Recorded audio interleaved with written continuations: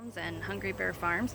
Just showing you today our Sundance pollen traps that we have on the hives. We're going to show you what it looks like when you're collecting pollen. The bees here in New York are bringing an abundance of pollen in from many different sources. So we're going to go check out these hives right behind me, and you'll be able to see here that the bees are definitely really busy. They're coming in to the hives. They're bringing lots of pollen in, and we've got the pollen traps on. Hopefully you guys can see that. This is the bottom mount pollen trap. They're bringing in the pollen and going through underneath here, which this is their entrance because the trap is on. When you turn the trap off, you're going to be turning this key and this board will slide down so that everybody with pollen will go in this normal gap instead of down through the trap. But right now they're bringing lots of pollen in, and we'll show you, go around to the back of the hive here. Everybody can see this. So you're going to pull out the drawer, and there is an abundance of pollen in here. We'll bring it up into the sun so that you can see everything.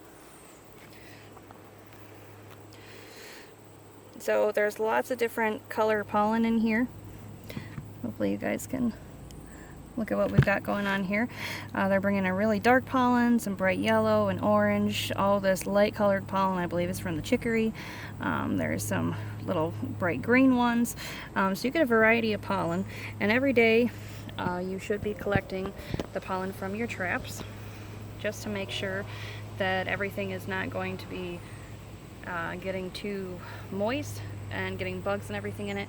You want to make sure that you take the pollen out and store it immediately in the freezer in an open container so that it will stay good and fresh for whenever you're going to use it.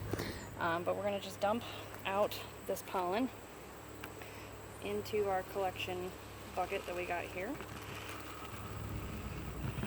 And some of you may want to weigh your pollen to see how much you've gotten from each hive every day. If you feel like you want to do that, that's fine. There may be some little grains of pollen in here. I just kind of lightly do that with my fingers, tap it again, and put it in the bucket, and then put it back in the back of the hive. Now be careful of little hive beetles. If you see any, squash them. If you do keep the traps on your hives, you do want to make sure that you check it regularly so that you don't have hive beetles in there or wax moths getting into your pollen and starting to lay eggs and have lots of larvae in there, which will ruin your pollen and obviously add more to your hive, which you don't want. So that was how we take out the pollen from a pollen trap.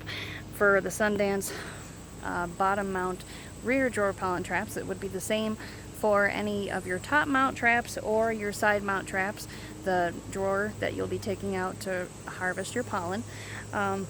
Remember, only put your pollen traps on hives that are really strong. You don't want to be putting them on colonies that are weak. You want to put it on your good pollen collecting foraging hives. If you have any questions, send them to our email on our contact us page, and we'll be happy to get back to you.